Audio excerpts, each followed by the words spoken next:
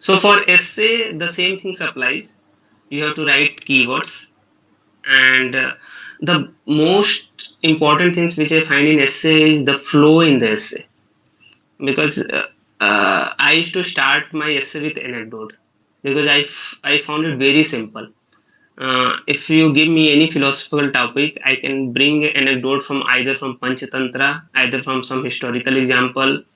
Like one, I think one essay was there on leadership or something.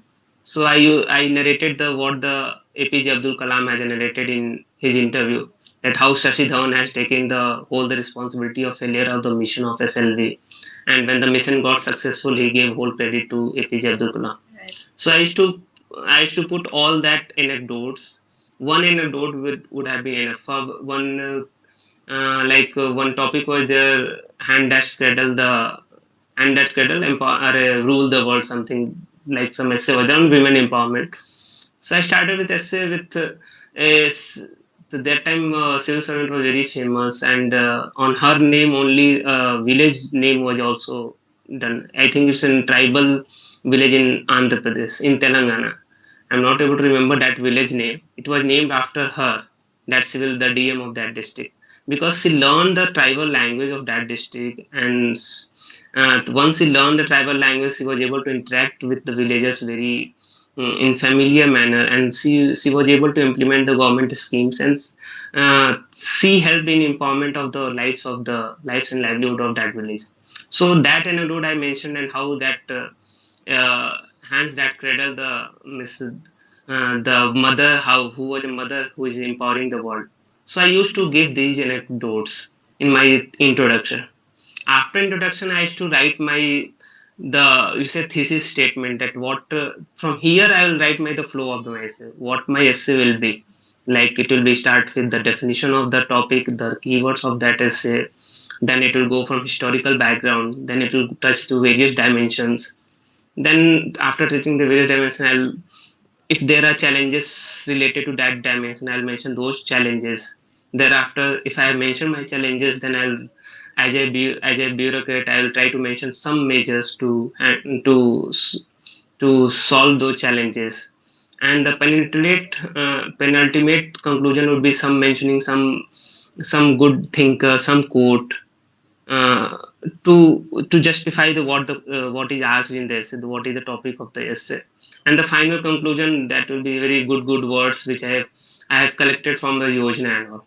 Because in Yojana you find very good lines and paragraphs and words. So this will be my structure of my essay. So there should be some flow in your essay. Is after and for flow only you have many keywords. Like I got one coaching material, then there was connecting words like however, notwithstanding, like these words which connect the paragraphs. And in paragraphs also, if it is philosophical essay, it's again think that you are writing an ethical answer, and you have to mention all the dimensions, and you have to mention examples with that, because any philosophical essay or ethical answer is incomplete without examples. You have to give examples. You have to give, like if I'm writing about a girl in any sector, I can give example. Like in political leader, we can say example. Economic leader, like in social sectors, there are many. And if you mention the local leaders, no, that will impact more, because that is very less heard of.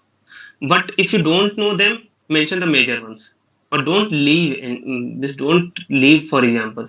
If you don't know anything, at least write Mahatma Gandhi, because you'll find Mahatma Gandhi everywhere.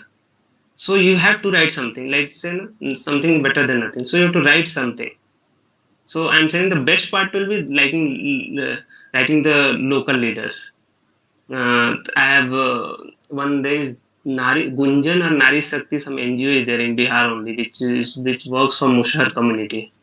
So that lady, I wrote about that lady in my the essay of women empowerment. So how is empowering that community and that village. So Nari Shakti, some NGO is there. So that brings the authenticity of the example also. So write those examples, and at least like two, three.